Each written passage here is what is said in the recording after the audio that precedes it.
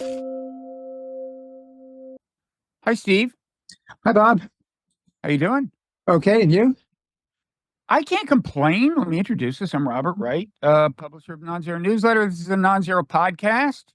You are Steven Pinker, famous public intellectual, psychologist at Harvard, author of a number of books, some of which are relevant to what we're going to talk about today, which is artificial intelligence. I think in your book Enlightenment now, you were somewhat dismissive of at least the more extreme concerns about what sort of risks AI might pose. Um, your book, The Language Instinct, is relevant in a different way to what we're going to talk about, because I want to spend some time on what you think is actually going on inside these machines, and how much it may or may not be like what's going on in the human mind. Yeah, I in, guess your in book. How the Mind Works, there's a chapter called Thinking Machines, in which this was 27 years ago, but the distinction between the neural network architecture of modern AI and classical rule or proposition-based AI was explained there, including what each architecture is good or bad at, and I even Mhm. anticipated hallucinations. Really? Well, Yeah. congratulations. Uh, Now, you are more associated of those two basic approaches, the kind of symbol manipulation, rule based, and the neural network deep learning.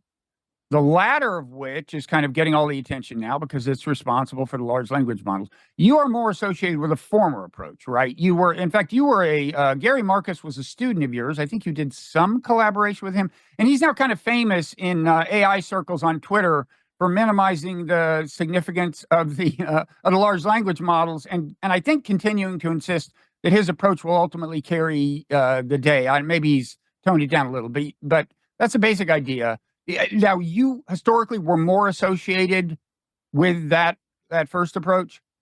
Well, I was associated with what I guess you could now call the neurosymbolic approach, namely Mm, that we do form massively parallel and overlapping associations, but on top of that, we also have the ability to reason about with propositions, to apply rules. And so, going way back to how I analyzed, one itty bitty phenomenon in human psychology, how we conjugate verbs. Gary hmm and I and our other collaborators suggested that we do form associations. If I say, what's the past tense of spling, you'd probably say splang or splung, just because of all of the words floating around in memory, like hmm ring, rang, rung, and cling, clung.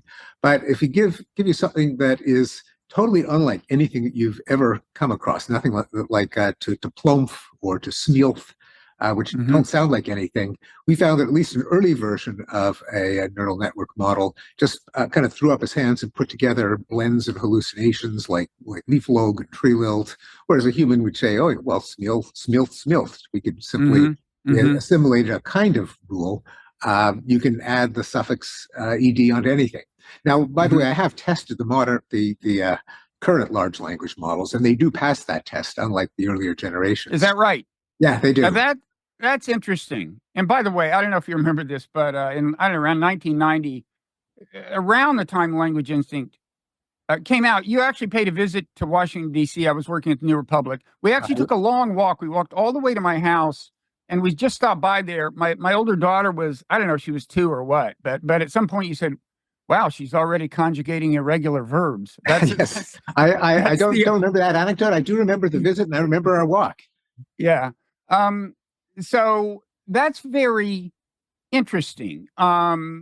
Do I have an explanation for that, but it's conjectural.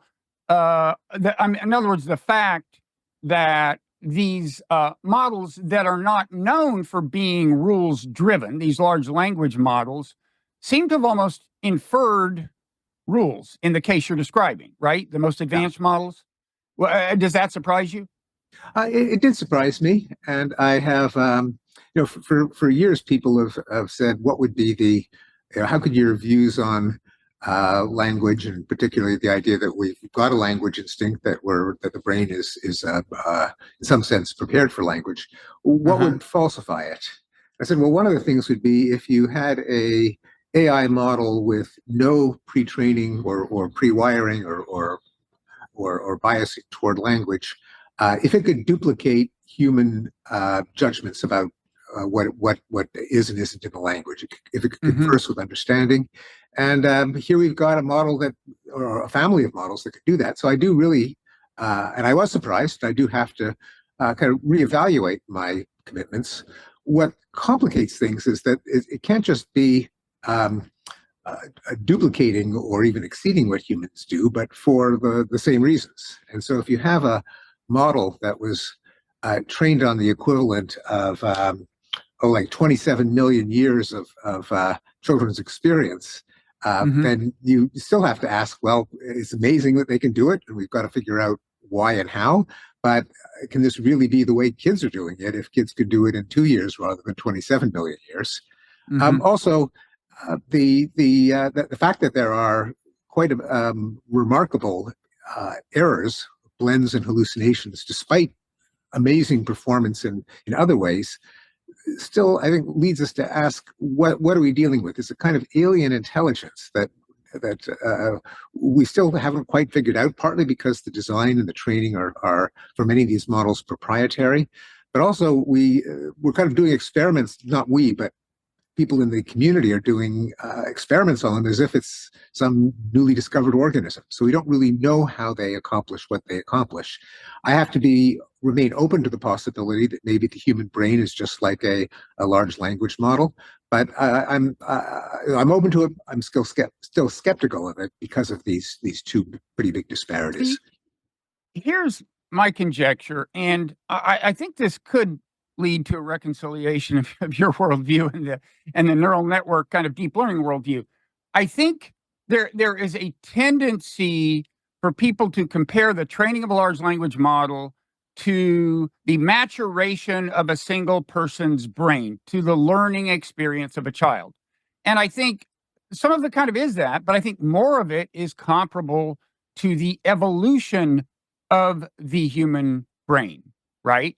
It's, when you think about it, evolution, if your brain strengthened a neuronal connection that allowed you to use language slightly better in a way that increased your chances of getting genes in the next generation, well, that neuronal connection would remain. And of course, the training of a large language model is a bunch of trial and error processes. Can you guess the next word in this sentence, or a plausible next word in this sentence?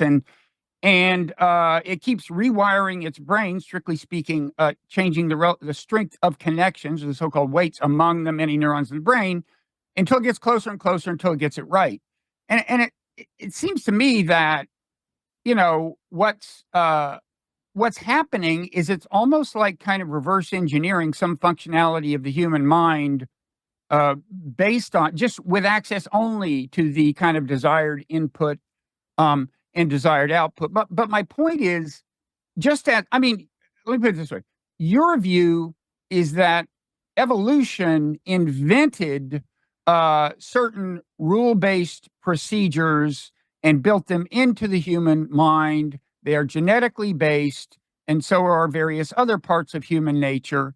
So why couldn't it just be that the training of a large language model is comparable to that, and the process is discovering basic features and rule-based functions of the human mind? And so in other words, you're not wrong to think these things are built into the human mind. It's just that the training of a large language model is comparable to evolution more like phylogeny than ontogeny. I mean, yeah, that could be. It's a completely coherent possibility, and the parallels between reinforcement learning, which we used to think of in terms of B.F. Skinner's laws of learning, the law of effect, operant conditioning. Namely, if you have a feedback signal that something is good, you strengthen the associations that led you to produce it, and vice versa if it's punished. And in the training of large language models, they're basically trained, at least GPT is trained in 3 phases. The third phase is reinforcement learning, in the sense that there's a thumbs up or a thumbs down signal from humans. In fact, it's actually symbolized by a thumb up and a thumb down, that when you get an answer from ChatGPT and you click one of those 2 buttons, that's data that goes back and retunes the weights. Although the the pre-training, the P in GPT is works on a kind of auto association, a kind of self-training where it uses part of its Yeah. input to try to predict the rest. So it's slightly Well, it's not supervised by a human, but that's because it's kind of given the answer, right? I mean, the well, machine has the whole sentence is there, and kind of part of the machine doesn't tell the rest of the machine what the answer is until it guesses, right? And then yeah, based on how close it is, and this too is a form of positive reinforcement, right? Because if it's really close, that's kind of positive reinforcement, and so you leave many of your neuronal connections as they are, maybe, and it. I mean, well, I don't want to get too technical, but this part is actually kind of Lamarckian in the sense that uh, the feedback leads to mutations that are not random, that are more likely to be useful than random, but it's an evolutionary process, and it's a process of reinforcement. And of course, natural selection itself works on a process of reinforcement. Genetic proliferation positively reinforces mutations. yeah. It's in the case of evolution, as in the case of reinforcement learning, it's a pretty diffuse signal. It's basically, you have offspring or you don't. In the case of evolution, the user gives it a thumbs up or a thumbs down in the reinforcement learning phase. But there is also in GPT a supervised learning phase. Namely, they call it fine tuning, a little bit of a Right. misnomer, but that's where the humans basically beat it into shape so it produces a nice 5-paragraph essay, doesn't say anything too politically incorrect. It has the right tone. All of that comes from supervised learning. But just zooming out to the basic question. So yes, there is a trade-off between how much intelligence is acquired in the process of evolution um, through the implementation of neural wiring, innate neural wiring, Mm-hmm. and how much the wiring, the connections are altered in the course of ontogeny with feedback from the environment. And there is, I mean, I think you probably recall from your evolutionary psychology days, there's a phenomenon sometimes called the Baldwin effect, in which responses by an organism that are learned can come over the course of evolution to become increasingly innate, not altogether, because if you're pre-programmed to learn some things more easily than others, and Mm-hmm. those things are adaptive, there'll be selection for the system being biased to quickly learn as Right. opposed to slowly learn what would be adaptive. And in fact, one of the person sometimes called the godfather of AI, Geoffrey Hinton, Yeah. the discovery of the training procedure that we call deep learning was originally called error backpropagation. She wrote a lovely article where actually showed the Baldwin effect in a simulation where he had a neural network whose connections could either be innately programmed or could be learned from the environment. And he showed that there was an evolutionary process where a greater proportion of the connections would be fixed genetically in order that the learning proceed more quickly. Never 100%, and there's always an advantage to learning, Mm-hmm. obviously because environments can change, but also because it's easier to explore the whole space of possibilities if there is learning in the organism's lifetime. And Yeah. others have pointed out parallels between learning and evolution. Gerald Edelman had his theory of neural Darwinism. B.F. Skinner himself drew parallels between Darwinian natural selection and the law of effect or reinforcement learning. So Mm-hmm. yeah, and it's an empirical question how much has been wired in as a result of the quasi-learning process that our ancestors went through as they lived and died. Yeah. And I see. Yeah. Now Hinton, and I actually, in 1983, I was researching a piece on AI, and I actually talked to him. And It's just Skinner? No, not Skinner, to Jeff Hinton. Okay, yeah. And I want to get back to how my conception of all this has changed since I wrote that piece. But lately, I noticed he has said that the large language models show that basically the mind is kind of a blank slate. He might not put it quite that way, but he is saying that the idea of most evolutionary psychologists, I think, that there's a certain amount of kind of specific, functional equipment built into the mind, in the genes. Yes, it takes certain kinds of environmental experiences to evoke it and for it to mature, sure, but it's kind of in some sense in the genes. He's been dismissive of that, and I really think that's because he is analogizing the training of the LLM, training and reinforcement, fine tuning and everything, to the maturation of a human brain. And I really don't think that's what's going on. I think a certain amount of the training is building some of the kinds of structures that evolution built into the human mind. And then at the same time, there's some stuff that is part of human learning, like specifics of a specific uh, language, and so on.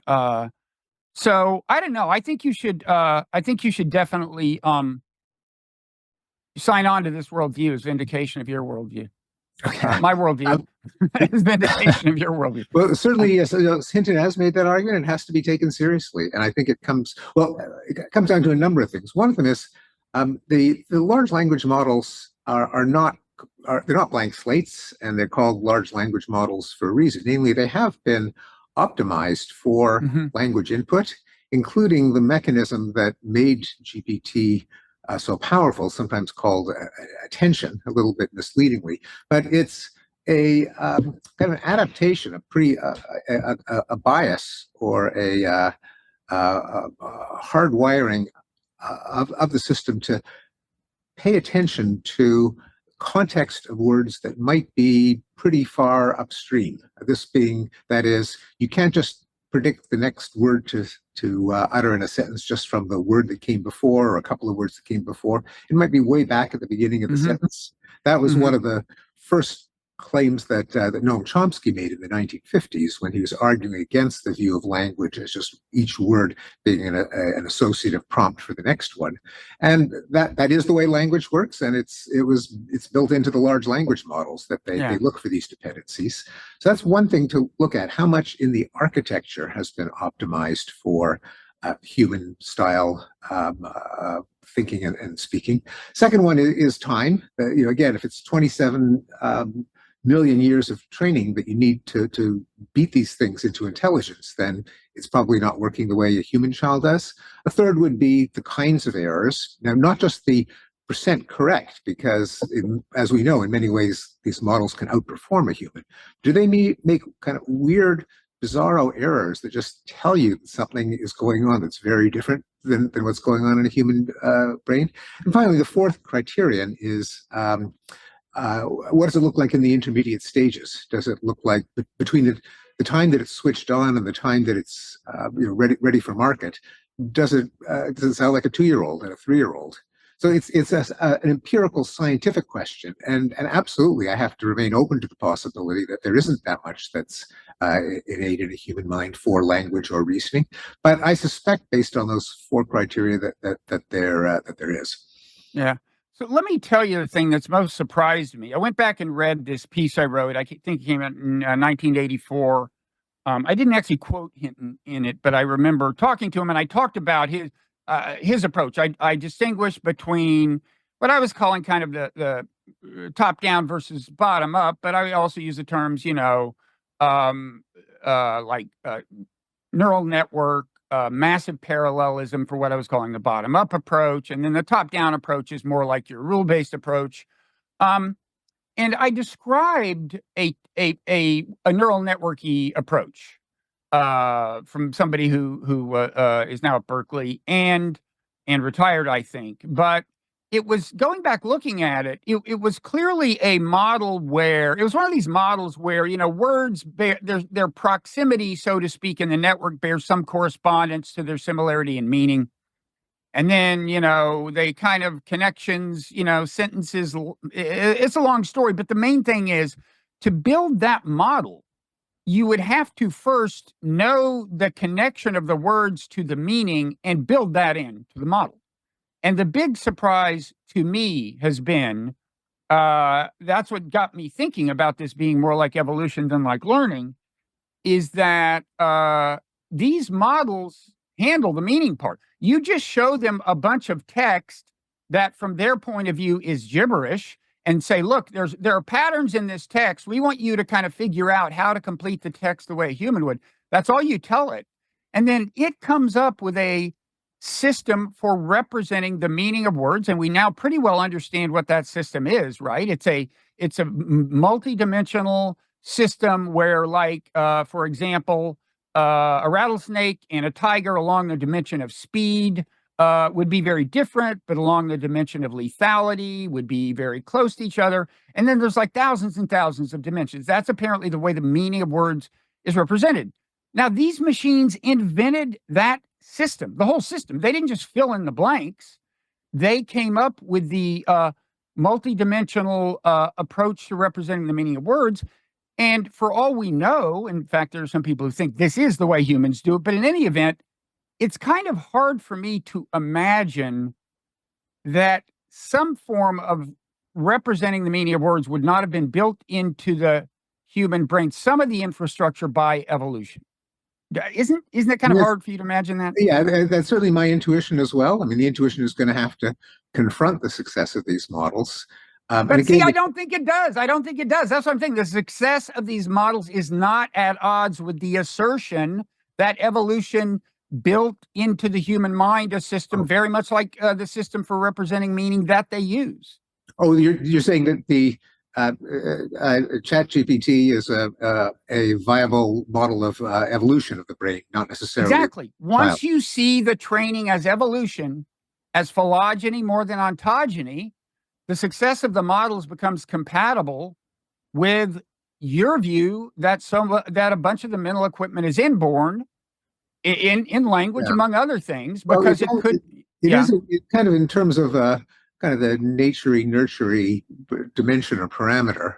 But there's also the question of what did evolve and how, and is our understanding of word meanings just a set of massively multidimensional contexts, or are there some things that may be qualitatively different, such as the fact that kids learn words in a perceptual and physical context? That is, they don't just do cryptography and learn the meaning of dog in terms of all the other words that it tends to occur with in sentences, but they open their eyes, they see a dog, it's pretty salient, it captures their attention, they can see it captures their parents' attention, parents use the word dog, and they figure out, they may be kind of pre-wired to expect that there are arbitrary symbols that are attached to concepts in the world, and that's a salient concept, and it's a new signal, and they attach them.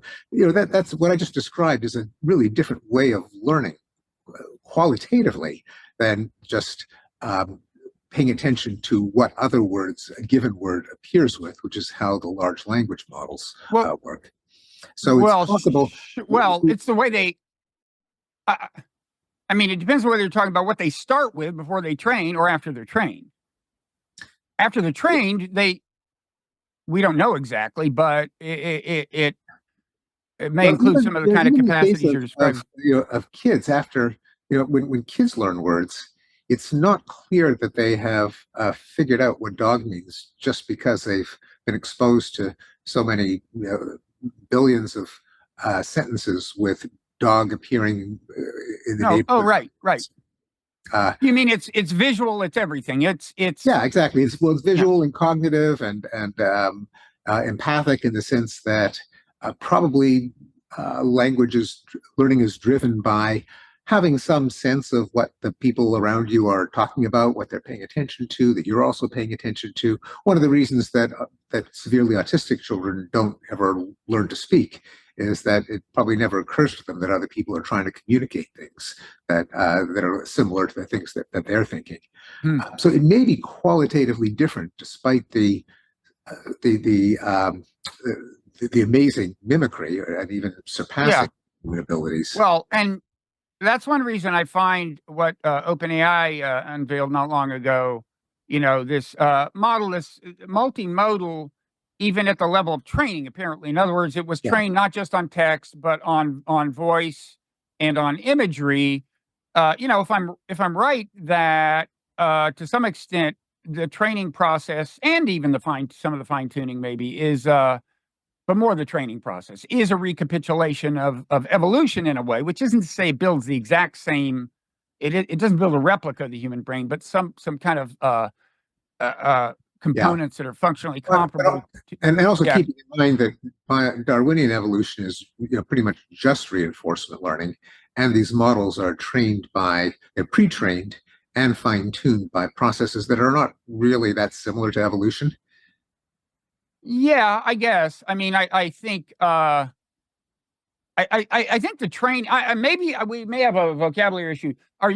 You said there's three phases. Now, Yeah, I've heard that, but I mainly know about what I call the training, which is to say feeding the inscrutable text into it and making it better and better at prediction. And yeah, then that's the pre-training, that's right? the pre-training. So the Yeah, training is that, the reinforcement learning through human feedback. That's what you're well, calling training? there's the fine-tuning, which is Yeah. they pay or they have lots of kind of beta testers and perhaps even kind of click farms in low-wage countries where Right. they get uh, the model coughs up a response to a prompt, and the human types in something closer to the ideal response to the prompt, and that's where it's kind of beaten into being more honest and polite and Hmm.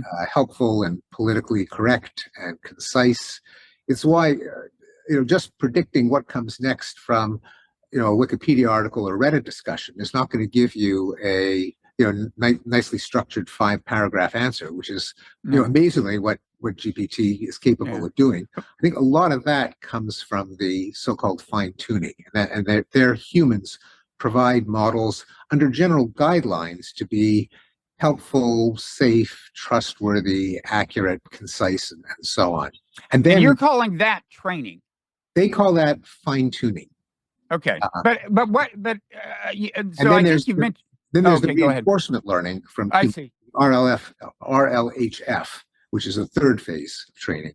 But that's what one of the things that makes these models so awesome is that by pre-training on these massive Yeah. corpora, 10 terabytes of text, they're kind of primed to do all kinds of much more specific things like answer questions and compose essays. And there are all kinds of applications that they can be specifically trained for, sitting on top of this massive set of parameters from the pre-training. And the pre-training is, as you say, pretty much predict the next word. Although even there, it's not exactly predict the next word from the preceding words, because each word is replaced by, as we spoke about before, an embedding, as they say. That is Mhm. basically a set of associations of all the other words that it tends to appear with, which is a kind of representation of its meaning as opposed to its sound. Hmm. Okay. Well, the pre-training, as you're using the term, is what I would is the main thing I would analogize to evolution. That's where I would suspect that fundamental components, like a whole system for representing the meaning of words, get kind of invented, just as evolution invented them. Um, the But the multimodal training thing is interesting because if that's true, that to some extent you're recapitulating evolution or simulating it, I mean, you could, and if you're right, and I think you are, that the way humans make sense of the word is through integrating various kinds of sensory input, and the very even their abstract concepts may be rooted in analogies with things that are seen and things that are heard. Um, who knows what is going to be going on inside the machines that are trained multimodally, right? I mean, it could, Yeah, in other words, whole new structures could be invented. yeah. I mean, in the case of children, getting back to kids, isn't even so much sensory input, although that obviously matters, because it turns out blind kids have pretty good vocabularies and they're pretty Hmm. accurate. So it isn't just the vision; it's more what Right. blind kids do have is what psychologists call a theory of mind, namely an intuitive sense that other people think things and feel things and want things. And a child interacting with other humans, with siblings, with peers, with parents, kind of has a running model of who they're interacting with, what they want, what they're looking at, what they're doing. And I think that's the the proximate input to our language learning. It's informed by what you actually see and what you hear. A child brought up in a barrel probably wouldn't learn language even with a running tape recording, but it gives you a kind of ground, a real world model, including the intentions of other speakers that I think the child then matches up with words and word strings and kind of gets inside the grammatical rules of the language by connecting them with the inferred intentions of the people the child's interacting with. Yeah. So they're relying a lot on auditory input, which of course during evolution would have been the way language came to you. Literacy is a cultural adaptation of kinds, and a remarkable one. This Sora thing, and now Google has something comparable where you just say, show me a woman walking down a rainy street, and you get like a short video clip that does a pretty good job of showing you that. Now, I think, there are a number of people in the field who are saying that when you train those models, the machine is building an actual, not just a representation of the world, but a representation of intuitive physics, right? Like things tend to keep moving until they collide with something. Animals tend to do this. Things are more likely to fall spontaneously than rise, and so on.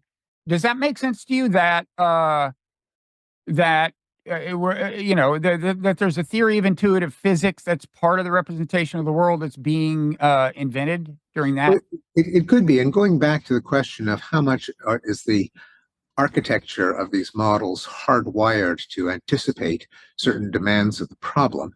I haven't looked into the guts of Sora, but at least for still images like DALL-E, they did give it kind of innately a model, kind of modeling medium for reality that is neither pixels nor words. It's almost like what philosophers or psychologists might call mentalese. That is, it's abstract. It's not just a bunch of sounds. It's not just a bunch of pixels. And the model doesn't have to learn how to convert sound to pixels, which would probably, well, I don't know if it'd be impossible, but it'd be very, very hard. But if there was some level of representation in between that could stand for objects, surfaces, and perhaps in the case of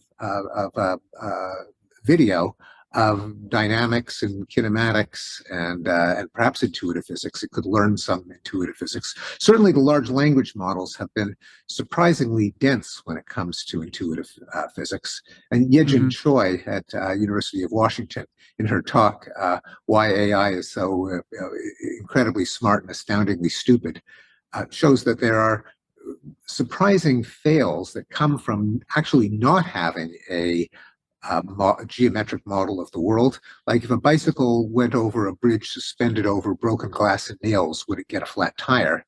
Now we immediately can form an image that, if the nails are on the ground and the bike's on the bridge, just because the bike is above the nails doesn't mean that it's vulnerable to getting a flat, because they have to be in contact, and it doesn't have a concept of contact. Now I don't know if Sora has solved this problem. But it may be because it was given a intermediate level of representation that was kind of primed to soak up physical regularities. Right. I think one big question is, there are all these shortcomings, right? And I guess a lot of them have to do with kind of propositional logic, things that seem elementary to us. The machine can tell you if you ask who Tom Cruise's mother is, it can tell you, and then if you say, and who is the son of, and you repeat the mother's name, and they say, I don't know. There's a lot of stuff like that. And I guess one question is whether that can be remedied through just more subtle training that's targeted at specific failures, or it calls for something else, such as the approach that you and Gary Marcus were focused on. I agree. It's an open question, of course. And one of the problems is that as soon as one of these fails or hallucinations comes up, people start talking about it on the web, or they try it out At home, they give the human feedback and it learns not to make them a second time. And so it is a moving target. The question is, will that flavor of training squeeze all of the hallucinations out of the models? Or is it going to be kind of a whack-a-mole where there's a basic architectural problem, and even if you train it out of particular errors, it'll always make new ones? Again, I don't want to say that that's true, but that would be the way we would evaluate them going forward. I mean, there is an argument that the hallucinations are kind of inherent to the architecture, and I suspect that's true. A recent paper by Xu, Jine, and Kankanhali that at least attempted a mathematical proof. I couldn't follow it closely enough to know whether it's airtight or flawed. That if you have a ground truth model of reality, if you have a large language model, no matter how large, there's still always going to be blunders and hallucinations. It's going to make, simply because the two things are incommensurable. Facts about the world and high order associations. The associations can kind of approximate, mimic the facts of the world, but they're never going to get them exactly, just because they don't represent them. The models literally don't know anything in the sense of this is true of that, this happened at this particular time or place, just kind of not the way they think. Now there's a whole other possibility, and this is the neurosymbolic or hybrid approach, that there's a neural network that does things like pattern match and search and generalize, but then there is something like a ground truth of propositional knowledge, real world models that can ground it in reality. Now, maybe we don't need it. Maybe just scaling of associations from text is enough, although they're already kind of running out of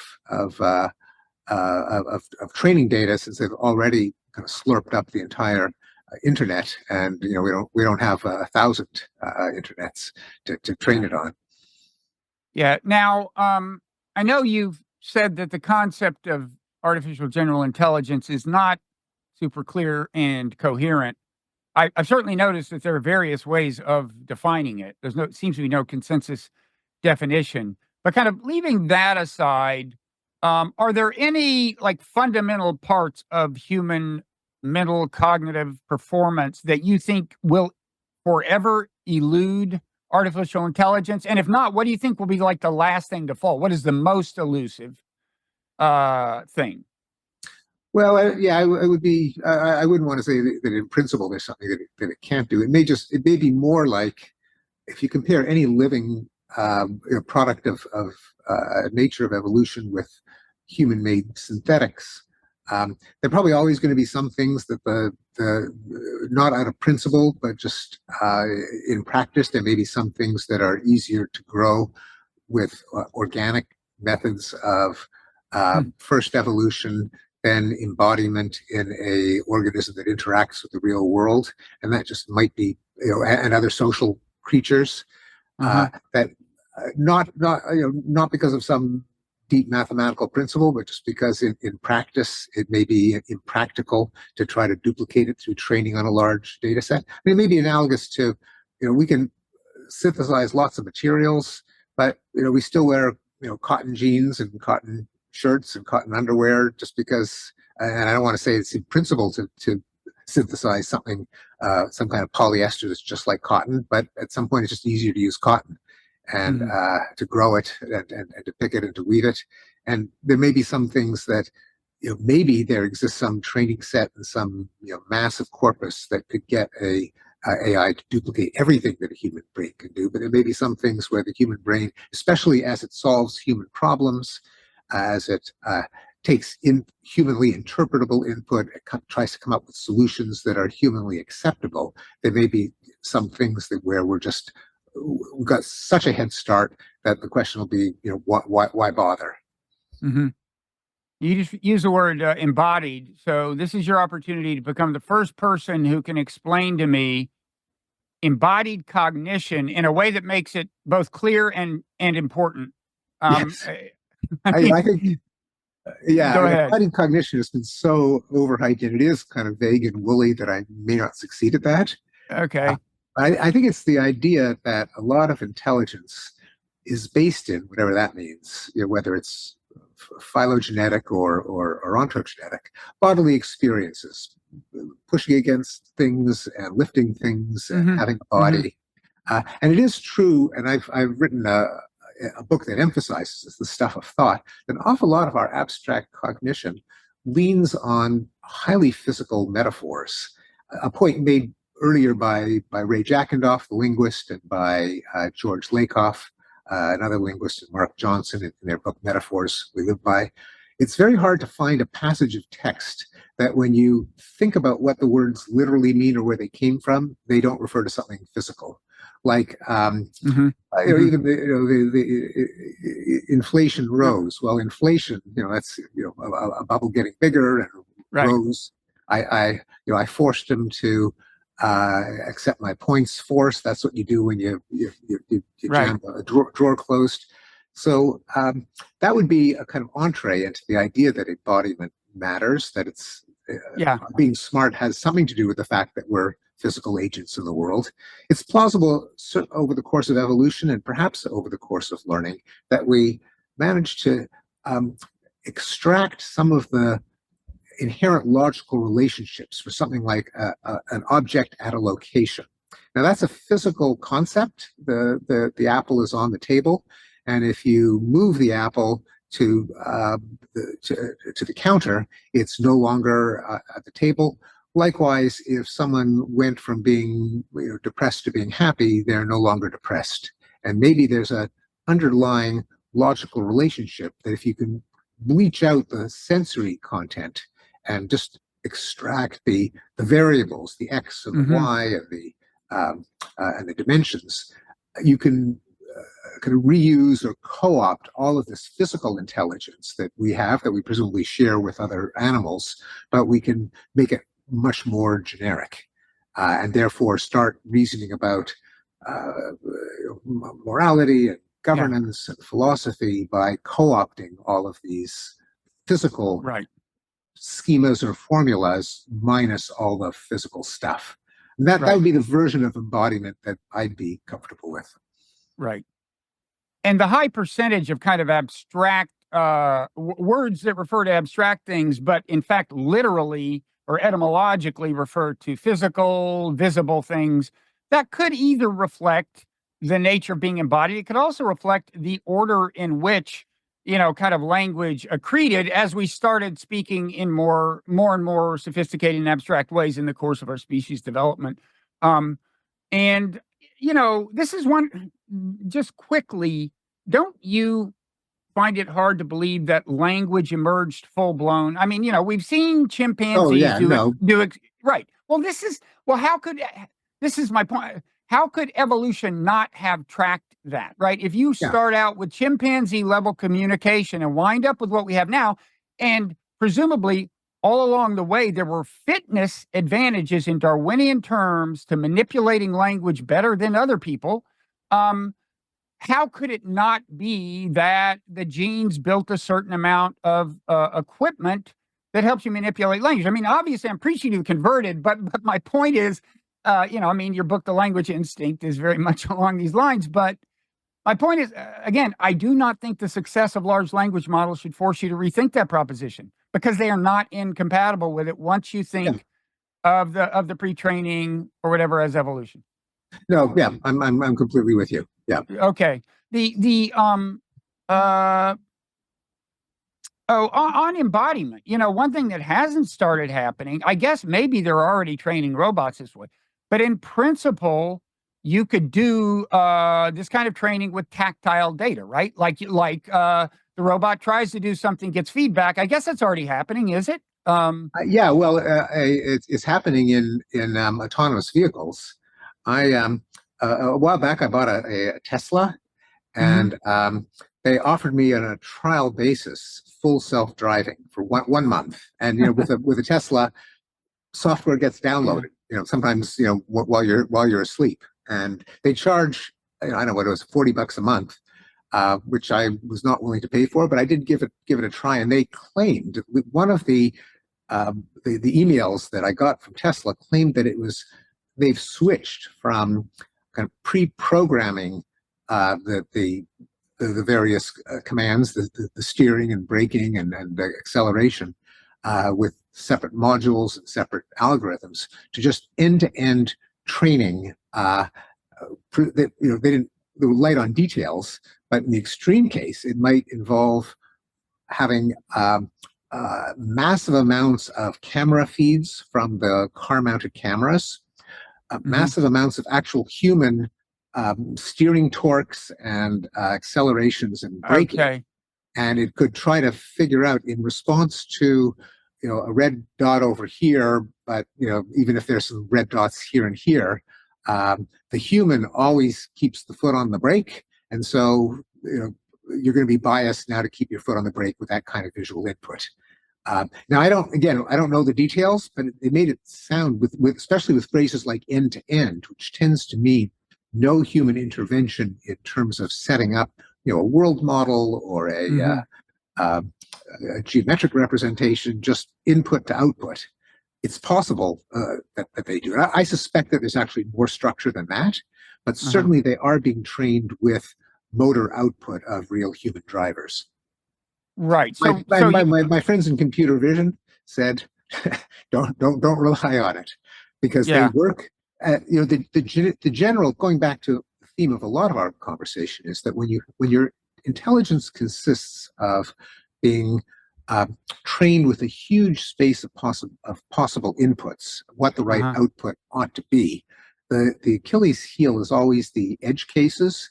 That is, or the out of sample training. That is the first time you're hit with something unlike anything you've encountered before. As in the language case, what's the past tense of to snielf?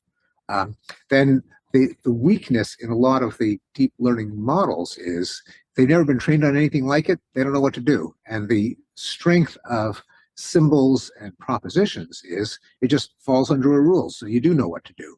And what my friends in computer vision tell me is that the models are trained on, hundreds of thousands or millions of encounters, but then there can be something out of left field that the models, that your car was never trained on before. A construction worker holds up a hand-painted sign with a detour, and the car is flummoxed.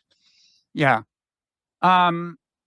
So on the question of sentience, whether these things, my view on sentience is you never know for sure whether anything else has it, including other people. My thermostat, for all I know, it feels like something to be my thermostat. I'm with you. I would say, yes, I agree. And does that mean that your view of consciousness, of sentience, is such that you think whether AIs, A, have it, or B, develop it, well, I think you'd agree it matters for moral purposes. Let's set that aside from now. But for purposes of functionality, performance, do you think it would matter in terms of what they could and couldn't do?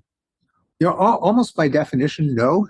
Simply because usually sentience is defined as the purely subjective, experiential aspect of computation or intelligence or animacy, and to narrow down the meaning of sentience or first-person awareness or the so-called hard problem of consciousness, you just always strip out that which has causal consequences, that actually makes a difference to behavior, because that's the part we know can be handled by robots and computers. And then you say, what about the pure, what is it like to be a robot or a bat or a shrimp? And there you've almost defined it that it can't make a difference, and therefore it can't be necessary, except for the moral difference, as you point out. Now there's another question that's might be a little more relevant in this context, which is that putting aside these almost philosophical questions of the ones that our friend the late Dan Dennett claimed were not problems at all, of just the raw feels, the inner subjectivity. But if we even set that aside, it remains true that for you and me, there's certain things that we can talk about, that we can think about, that we can muse on, that we can share with each other, and other things that we can't. So neither of us could say very much about what are the muscle movements that allow us to pick up a glass without either breaking it or dropping it, or how we reverse the geometric projection that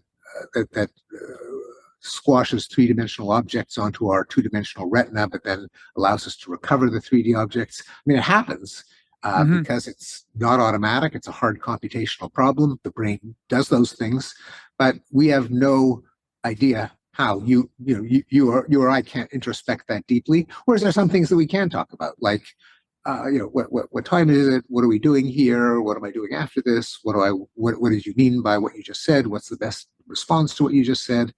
And one can ask whether that distinction between complex computations that the kind of external parts of the system don't have access to, they just run in the background, versus some pool of knowledge, of information that combines immediate sensory input with short-term plans, with execution of behavior that are all mutually available.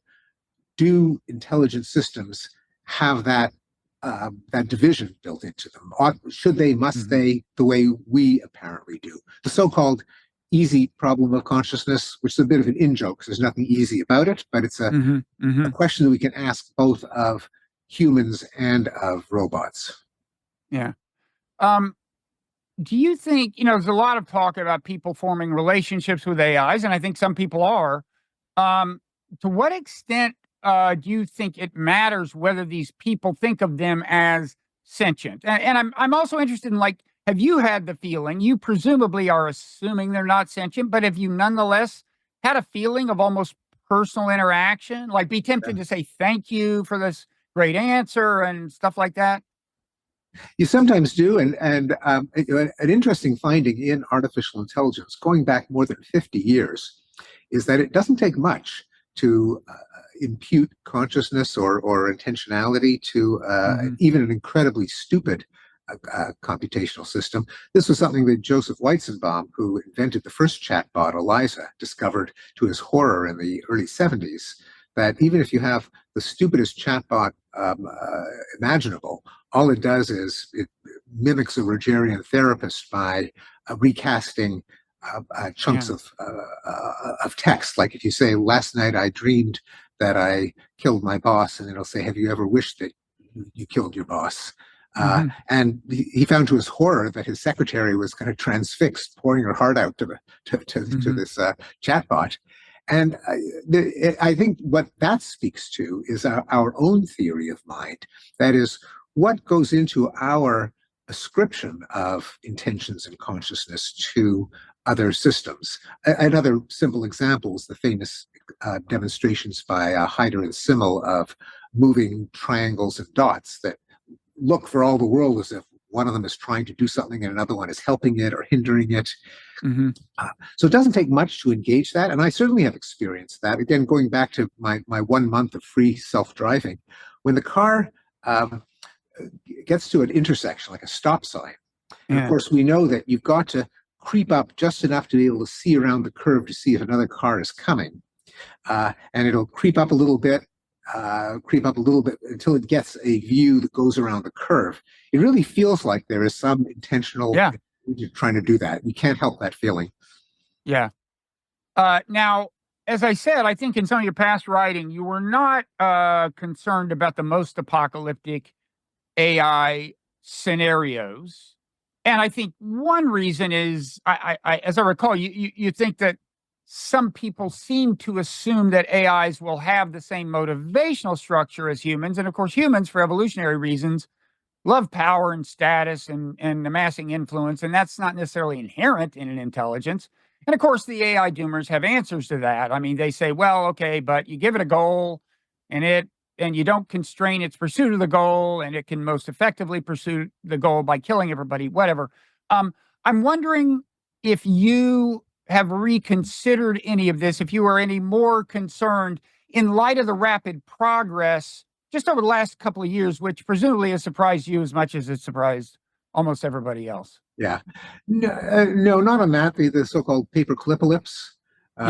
That's where an AI is given a goal to make paper clips, and it consumes whatever resource is most handy, including our own bodies. Putting aside the fact that human bodies are pretty crummy source of raw materials for paper clips, but just that generic kind of, for two reasons. One of them, and again, you are right to distinguish that from the kind of Right. megalomaniacal AI. This would be the blundering AI that kills us all as collateral damage. You give it the goal of eliminating cancer, and it commits mass genocide because that's one way of eliminating Kills cancer. all the cancer cells. Yeah. Yeah, I'm really not worried about that. For one thing, it's a number of reasons. One of them is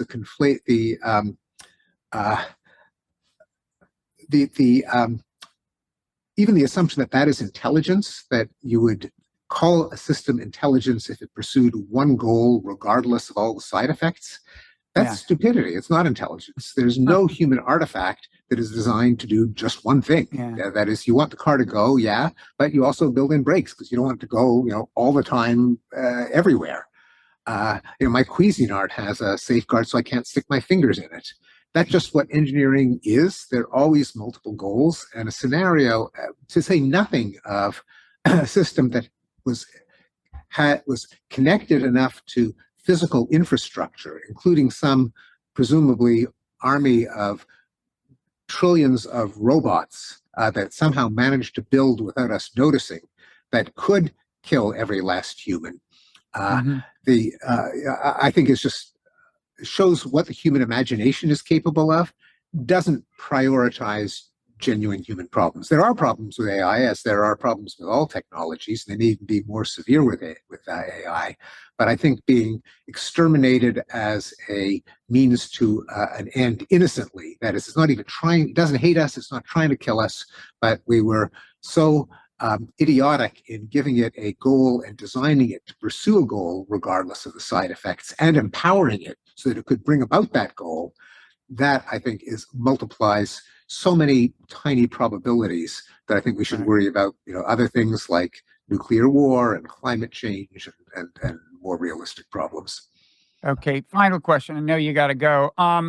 What about just the question of destabilization? This concerns me. The idea that AI will impact so many parts of life at roughly the same time in ways that will take us some time to adapt to. Even if workers do find new jobs, being displaced is a disturbance. If teenagers are forming these relationships with bots designed by companies that want to maximize engagement and so on, autonomous weapons, there's a lot of areas that will be affected. You're not worried about the sheer pace of change? No, that's a different kind of concern, and it is much more realistic. I think the apocalyptic versions of that, a lot of them assume a singularity, that is an AI that is so smart that it knows how to make itself still smarter, therefore make itself still smarter, and so you get blast off. I think that's unlikely. I think that hinges on a conception of intelligence as a magical power as opposed to a mechanism, and sometimes called FOOM. So I'm not worried about FOOM, but it does come down to a question of how fast will it change things and how fast can human societies adapt. And there's no reason to say, oh, we'll adapt fast enough. I mean, I can't know that. There will be surely dislocations. It's interesting how few there have been compared to the predictions, such as the tens of millions of unemployed truck drivers, which hasn't been a problem yet. But it could be. But it's easy, I think, to overestimate how fast the progress will be when it comes to actual practicable uses. But there's no guarantee that there won't be some disturbances and disruptions to come. Almost certainly there will be some. Okay. Well, before we go, is there anything you want to plug, or is there anything you're working on you want to talk about? Well, a couple of years ago, I came up with a book called Rationality: What It Is, Right. Why It Seems Scarce, Why It Matters, and which kind of combined a primer on the basic tools of rationality that I think every educated person should master: logic, probability, Bayesian reasoning, correlation and causation, game theory, theory of rational choice, plus the inevitable question, if humans are capable of rationality, as they clearly are, why does the world seem to be losing its mind? Why do we have conspiracy theories and paranormal woo-woo and fake news, and quack cures? So there was that. That was my most recent both teaching and writing project. But I'm working on a book now on common knowledge, which is the logical condition in which everyone knows that everyone knows something, and everyone knows that they know that they know that they know it ad infinitum, and the difference that that makes in our emotional lives, our politics, our economics, our language. That's the next project. So wait, what was the umbrella term for that? Common knowledge. Oh, common knowledge. Yeah, a little knowing bit what other people know, including their knowing that other people know things. Well, in particular, they're knowing that other people know something. That is, it's not just everyone knowing something, which is actually what the idiom refers to, which is why it's a bit misleading, but it's just the technical term that has that has stuck. It's just what economists and logicians and game theorists call it. They call it common knowledge, but it specifically refers to, I know something, you know it, I know that you know it, you know that I know it, I know that you know that I know that you know that I know that you know it ad infinitum. And that change, it turns out that changes everything. And so it's a book on how it changes everything. It sounds pretty deep, pretty meta and pretty deep. And it sounds like it involves theory of mind. It's kind of a recursive theory of mind. Recursive theory of mind. Yes. And I should say, I think deep in the Nonzero podcast archives, there's a discussion between you and me on your book Rationality, and it's probably on YouTube too. If people, probably yes, that's right. We did have that conversation, right? It's true. We've had earlier conversations. This is the we've had a number of conversations, going back to 1993 or whenever that was. That you said my daughter could conjugate irregular verbs, which remains true, by the way. That was not a fluke. She can still do that. So, listen, thanks so much, Steve. I encourage you to cling on to this idea that LLMs are entirely consistent with your worldview once we view training as evolution. No, an important point. I accept that. Thank you. You don't thank me. It's just the kind of guy I am. All right. Thanks a lot, Steve. Great. Always great to talk to you, Bob. Thanks for having me. Same here. Okay. Bye-bye.